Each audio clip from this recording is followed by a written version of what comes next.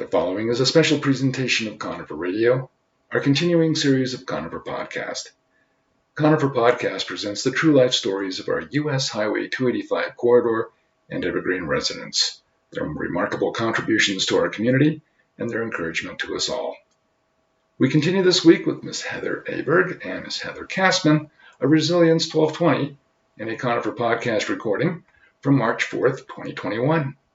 Conifer Radio is partnering with MyMountainTown.com to feature our special mountain area nonprofit organizations and wishes to recognize Resilience1220 for its work in the community to provide free counseling services to our young people ages 12 to 20, its accomplishments in raising the awareness of the social, emotional, and mental health issues young adults face, and their work to provide the necessary life skills to our young people to create wellness and resiliency in their lives. Hello, Conifer, Bailey, Evergreen, and our U.S. 285 corridor and mountain communities, and welcome to another feature of Conifer Podcast. We are here live and direct in mobile studio with Ms. Heather Aberg and Ms. Heather Kassman of Resilience1220. Heather Aberg serves as Executive Director, and Heather Kassman as a Counselor Workshop Facilitator for one of our special mountain area nonprofit organizations, Resilience1220. So welcome, Heather, and welcome, Heather, to Conifer Podcast. Thank you. Thanks. Happy to be here. Well, let's have both of you kick things off by introducing Resilience1220. Okay, this is always a mouthful, but we are a newer nonprofit. We'll be about 2 years old coming up here.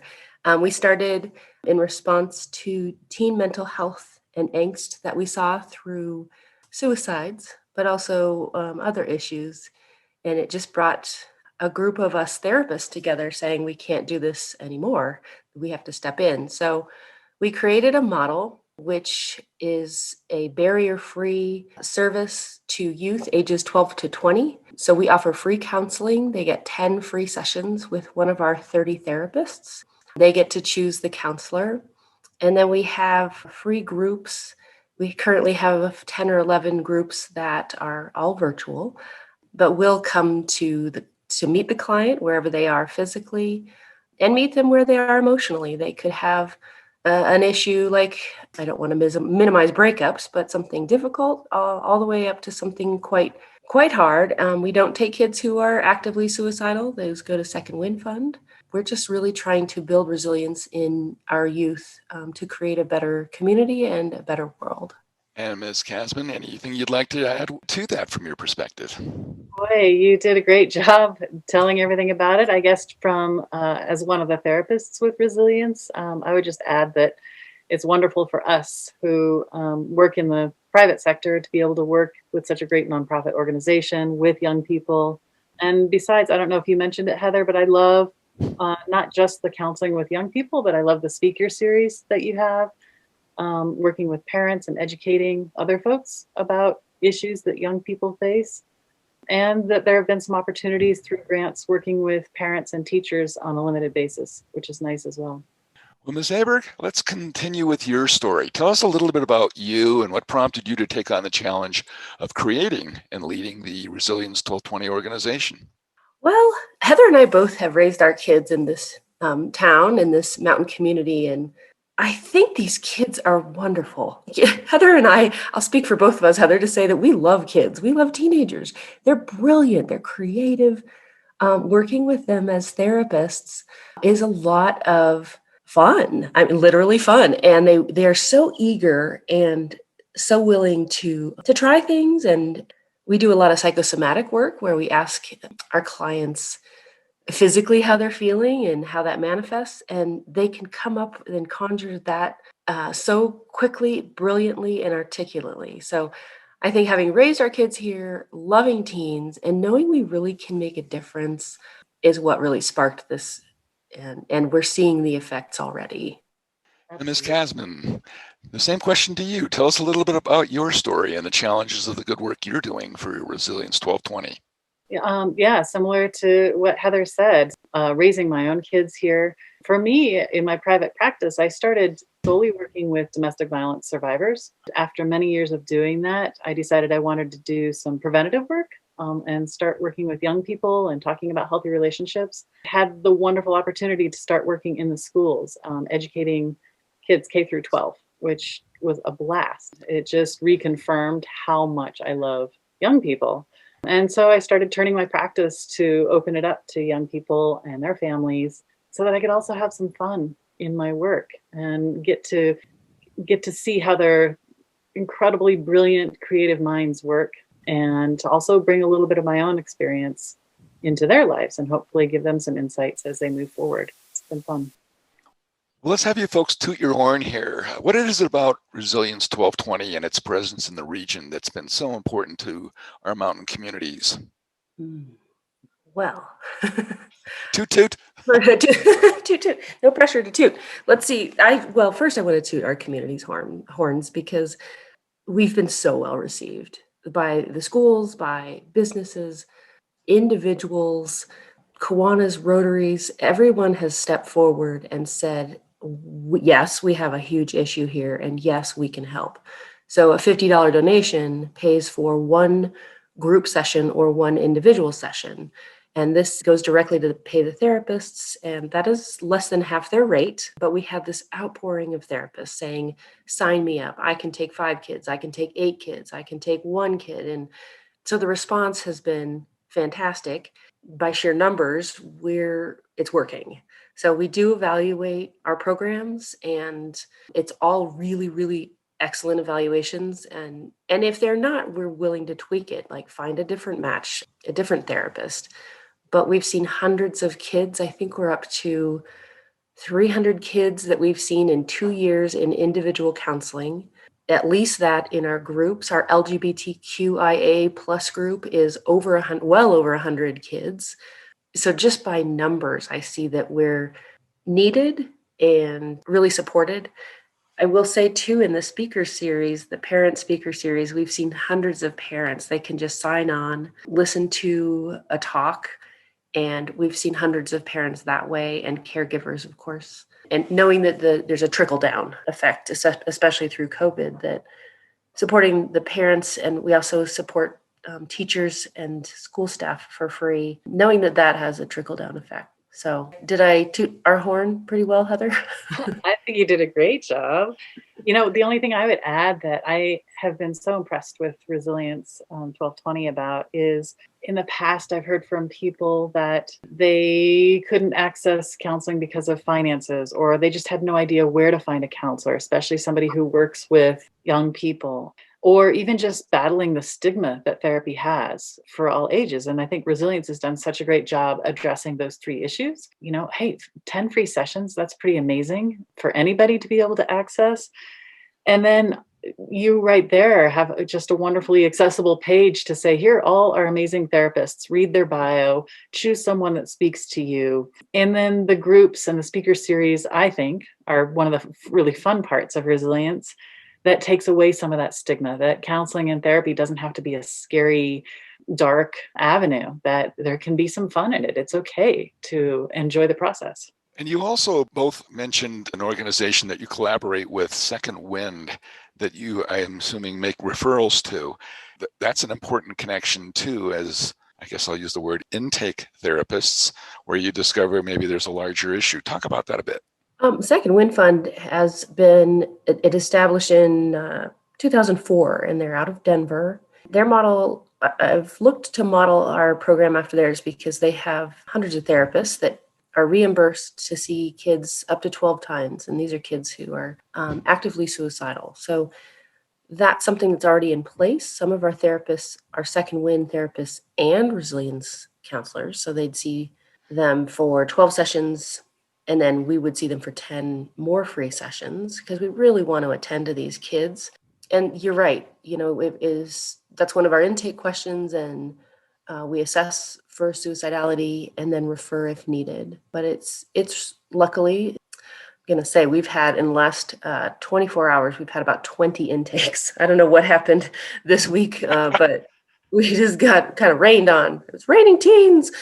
But of those, we only had to send 1 to Second Wind Fund. So they're getting to us early, which I think is telling. And I want to backtrack real quick and mention that we're called Resilience 12 to 20 because we see 12 to 20-year-olds.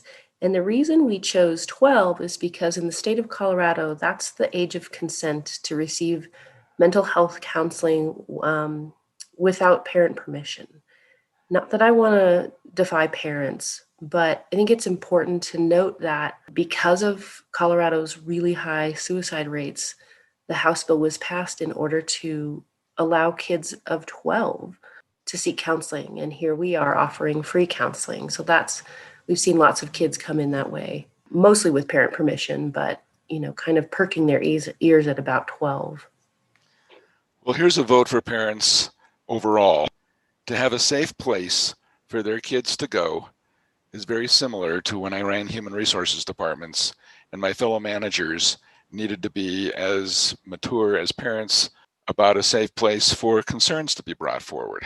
And good for you. And I'm so glad that you mentioned that, because I was going to ask where the 1220 came from. And it didn't dawn on me until you just mentioned it, because that very much is the age range. Shifting gears.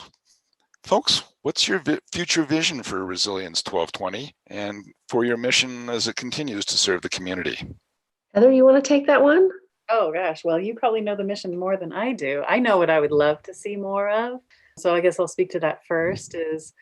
First of all, continuing everything that's already being done with resilience, and then also continuing to add special groups as needed. So right now we're in the middle of pandemic. It's been amazing to be able to help schools out, both teachers and staff and students. I think it's been very time appropriate. Maybe in the future, even being able to offer something to medical personnel who are going through particularly difficult times. I am also a big fan of helping young people move into adulthood, whatever that means. So if it means getting excited about getting through this time in their life, which can be challenging, finding their purpose, figuring out that classic question of who am I, self-discovery, we see that as a cliche, and yet how many of us can look back at our teen lives and say, man, I wish somebody would have gone through that with me before I hit adulthood and had to figure it all out then. So whether that's talking about how are you going to get through these next years, what do you have to look forward to, how do you live with purpose now, and what do you see that looking like in the future? So I know that's kind of general, but to me that really hits almost every single person. Folks, we are here live in mobile studio with Heather Aberg and Ms. Heather Kassman of Resilience 1220. And the organization's website is located at www.resilience1220, all one word, .org, resilience1220.org. Or you can reach them at 720-282-1164. Heather Aberg, I think I almost stepped on you there. Did you have something you wanted to add to what Ms. Kassman was saying? Heather, I just love hearing, I put you on the spot there, sorry. This is a really therapist-driven organization. We're all thinking together and looking at our community's needs together. So I'm totally with you. I'm going to go, well, I could dream all day, but I'm going to go to the other end, which is more prevention. In a perfect world, we would be teaching mental health and life skills early, a little bit dosed along the way since first grade, talking about addiction, talking about relationships, talking about how to take care of your body, things like that. I just think it's such an incredible value. I know the school has their hands really tied on this, but eventually I'd like to see where we can be teaching humans from the beginning how to take care of themselves. Additionally, I would love to reduce the stigma around mental health. So if someone is suffering from addiction, that creates shame, which exacerbates addiction. What if we could talk about that more openly? What if we could, I run a suicide loss support group on the side, and that's such a lonely group of grievers. What if we could talk about grief openly and wrap our arms around people the way they need us? So that's sort of my vision, is to reduce stigma and support one another more. I love that. Well, let's talk about something fun. I mean, this is obviously a very serious topic here. But let's talk about something fun you've discovered, the both of you've discovered, about the Evergreen, Conifer, Bailey, or mountain communities, and what's fun and interesting about living and working up here. Everything. I love the mix of people. I immediately flashed to a really cold morning last fall on the Conifer football field, Jazzercise came out to do a third-party fundraiser for us. And I loved seeing, and it was a Komen event. It raised money for Komen and Resilience1220. So all these women and people coming out in hot pink, in the dark, setting up this Jazzercise class that went from, I don't know, 8 to noon. And it was a fundraiser. And it was just a hoot, and the fog and the music and these like cheering ladies. I just love our community because of our creativity and our mountain-ness. Yeah, Amy came out and did that fundraiser for us. That just is what came to my mind, is we are wild and fun and really, how do I say this, are willing. That's the thing, is I feel like this community is really willing to listen and learn and create change, because it already has in 2 years. I've just seen so much change at a micro and a macro level. Oh, that's so true. And I would bounce off of that just to, I was thinking, same thing that popped into my head is there's so much variety up here with folks. You've got artists, all sorts of creative people, musicians.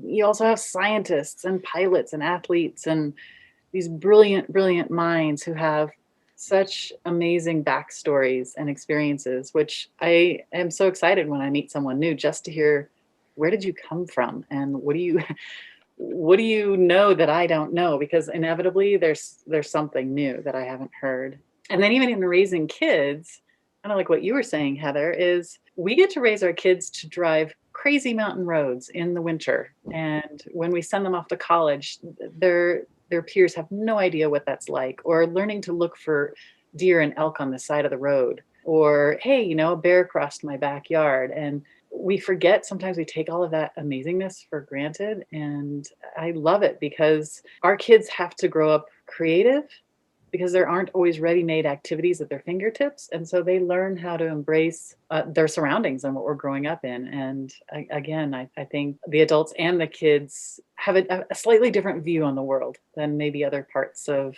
the country. Let's shift gears to money. I, on behalf of the radio station here, have put this business model together to support our nonprofits, because last year being last year, and I've said about that, getting on our feet again and getting our understanding across the communities about the good work that you do relies upon our business community and their support. What have you discovered that's important to the business community about Resilience 1220 and their support of your organization? I'm not sure how to answer that. I think the business community is obviously struggling. And with COVID, I've approached a couple of businesses who have said, yes, I can help, but not as much as I want to because of COVID. What I've asked for them to do is just talk about us. So because of COVID, that one of the silver linings is that we are talking about mental health. Instead of greeting someone like, hey, how you doing? We all know the answer. As we're talking about the stressors and the despair of this past year, I would ask, and I don't know if that's exactly your question, I would love for the businesses who don't know about us to get behind us just by talking about us. Talk to your patrons and your staff about what we're doing. I have plenty of flyers and bookmarks. We're going to ask people to put change jars out for us because we as well are struggling to keep up financially with the demand. But if everybody can do a little bit, it sure equates to a lot. And the businesses are, and the schools, but it's the businesses who will talk to the parents who then will get their kiddo in to seeing us. As well, the businesses can connect us to philanthropic type people who understand what we're doing, understand and see the need, and can get behind us with dollars, because that's a huge part of this too, to keep counseling free. We need to be able to pay our therapists. And thank you for that response. Just as a former human resources director, what I see so valuable here for the business community is the fact when you have healthy young people coming to apply for jobs pays dividends later. So shifting to something more fun here, and I thank you very much about the business community commentary because that was very well spoken.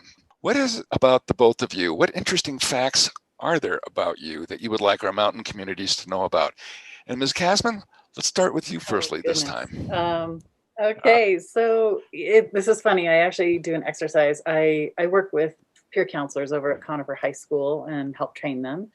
And we always have an exercise where I allow them time to stereotype me. I love that activity. It is fun.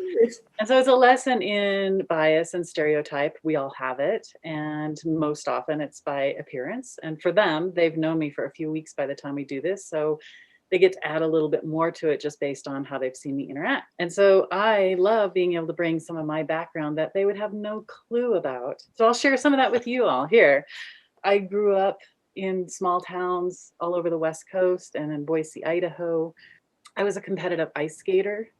I traveled all over all over the country, to different countries. And in the smaller town at that time of Boise, Idaho, I joined the punk movement when I was a teen. So I had a shaved head and I wore dog collars and then took off. You're killing me, Heather. I know. And then, you know, when I turned 17, I graduated early and went and lived in Germany. And actually, this is kind of a lead into how I started thinking about therapy is the first host family that I lived with, the mother was abusive and mentally ill. And so learning how to navigate that after my background really had me grow up very quickly, but also fall in love with the fact that everybody's hurting in some way. And then we'll end it on a positive note. I was transferred from that family to live with my forever family on a farm in the country of Germany, where I had sisters for the first time and opportunities to grow, and kind of became a hippie. Brought that all back to the United States. And I feel like, you know, all of that has helped shape who I am and kind of makes my background a little bit fun. Well, that was quite a visual. That was great. And Ms. Aberg, how about you? Oh my gosh, that's so much ammo to tease you. That's awesome. I love that. We have to play this game in our therapy meetings because that's funny. I had no idea we had so much in common. So I grew up here in Evergreen and swore I would never come back because this place is stupid and there's nothing to do. But I grew up with 3 adopted siblings from Asia, and I'm half Chinese. We got a lot of flack for being Asian. I did not love school, but I was good enough at it that I as well graduated early and hightailed it out of here to the mountains and really fell in love with skiing. Tried my hand at college and failed out and took 8.5 years off. Made the US ski team and did that around the world for a while and met my husband, came back to Evergreen, settled down, married Bjorn. He's a Swedish freestyle skier. We have 3 teenagers, a set of twins, and a 16-year-old. It's funny because I said, they're going to ask me a question. If they ask me a question about me, what should I say? And she said, I don't know. You know, it's just funny to hear your 16-year-old's viewpoint of who you are. She said, well, you were a skier once. That's all she came up with. But so cute. Yeah, I think I get teens because, I mean, Heather and I and a lot of the therapists laugh a lot, and we still have that young side to us, but we also weren't the straight and narrow. Some of us were, but many of us, and I'd say majority, you know, kind of had to weave and wind, and it's all wonderful. Every experience, even Heather living with an abusive mom, is an eye-opener. Living with 3 adopted sisters, big eye-opener, right? So, and I will say our therapists, I'll just put a plug in for them. They are amazing. They're working so hard. They don't do it obviously for the money, but we've got this amazing group of young and not so young therapists, art therapists. We have a drama therapist, an equine therapist, 2 or 3 wilderness therapists that, you know, we're trying to offer our community's youth different angles, not just sit like the movies and talk about your feelings, but to really tap in to things other than words, right? So I just want to shout out to our amazing therapists and board and volunteers for being awesome. You're here. Ms. Aberg, you went back to your organization when this was supposed to be about you. Nice job. I love it. Well, as we close our discussion today, what encouragement do you both have for our mountain communities for the future of Evergreen, Conifer, our entire mountain communities?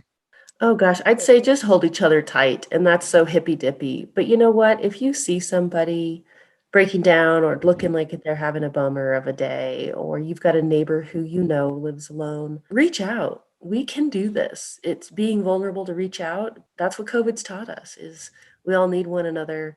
I think teenagers, and especially groups of teenagers, can repel adults. This is the time to enter into their circle and just say, I see you, and it's got to be really hard. They're really struggling. So just acknowledging that. And then we're going to get through this. How can we not? Of course we'll get through this, and we'll be better for it. Yeah, I love that. Similarly, I would just say that we all have time to take a minute and check in with each other and check in with yourself. And that includes young people. If we could all enter into our days with the intention of today, today I want to really let my respect and caring for other people shine, I think our lives would be a little bit easier. That's really all it is. It's just a mini intention every morning to wake up and just say, I want to help my community and show my compassion for other human beings. Well, folks, on behalf of Conifer, Bailey, Evergreen, the US 285 highway corridor, all of our mountain communities, we want to take this moment to recognize Heather Aberg and Heather Kassman for their important work with Resilience 1220 and the delivery of free counseling services to our youth ages 12 to 20 from our local mountain communities. The work they do cannot be understated. And as we wish you all the best with your continuing service to the community, how can our listeners best get in touch with you? Like you'd mentioned, Mark, before, our website is resilience1220.org, and our phone number is 720, I can't remember. Don't you hate that? You're 720-282-1164. That's what I meant. I always just give out my personal number because it's the same. It just comes to me, Heather, and we'll do an intake and answer questions, and really easy. You'll be seen. Another barrier-free part of our service is you'll be seen very likely within the next 3 to 4 days. We get back to you quickly. We join you up quickly with the therapist, and you're on your way. I really just appreciate Mark, you, and Heather, you, for just getting word out about this. Yes. So the way you get hold of Resilience is exactly as Heather Aberg said. And I guess what I just like to say is spread the word. This is such an amazing organization, and I feel so honored to be part of it. And I'm grateful to you, Heather, for starting this and really doing the hard work that it takes to keep it running. And thank you, Mark, for being willing to shine a light on it. That's, you're one of the enlightened folks that is helping to spread the word, and I really appreciate that. Well, on behalf of Conifer Radio, we appreciate all the hard work that you do and how valuable it is. And would you like to join us again at a future point once more on Conifer Podcast? 100%. Absolutely. This is fun. Super duper. All right. Thanks, Heather. Thank you. Thank you. Thank you so much, Mark.